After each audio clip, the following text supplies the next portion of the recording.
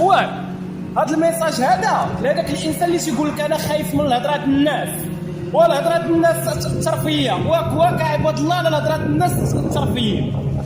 وتيهرب شي واحد فاش تيجي تيقول لك انا الناس كيهضروا فيا، وكيهضروا فيك حيت حاسدينك، وكيهضروا فيك حيت كيشوفوا ربي عطيك واحد النعمه ما عندهمش، وكيهضروا فيك حيت ربي عطيك القبول، حيت انت زوين وحيت قلبك زوين وحيت غادي في طريق زوينه.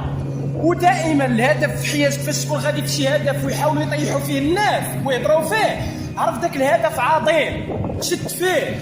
الخوف في الحياه زهر قليل، الخوف مجرد فكره في راسك، راك يديها زعيم ولا كريم ولا مرضي الوالدين. كنتي خايف من هضرات الناس ما غدير والو، الناس غتهضر، واخا تكون تصلي الفجر في لقيتو غتهضر، خلي الناس تهضر، الهضره ما غتشري خضره، الرسول صلى الله عليه وسلم وهضروا فيه خير الخلق ونعجوا بالساحر ونعجوا بالمجنون. الله سبحانه وتعالى وقالوا عنده اولاد، استغفر الله العظيم على هذا الكلام، ما غيهضروش فيك الناس، خلي الناس تهضر صاحبي، انت الناجح الى القدام.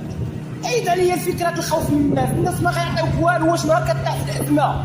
هاد الناس اللي كيهضروا فيك، واش كيجي شي واحد يسولك باش خديتي باش عشيتي، واش انت مرتاح؟ وما كيتسوق لك حتى واحد، ما تسوق لتا واحد. راه الشخصيه القويه كتبدا بحاجه وحده، هي فاش كتحدى العالم على قبل داك الشيء اللي باقي.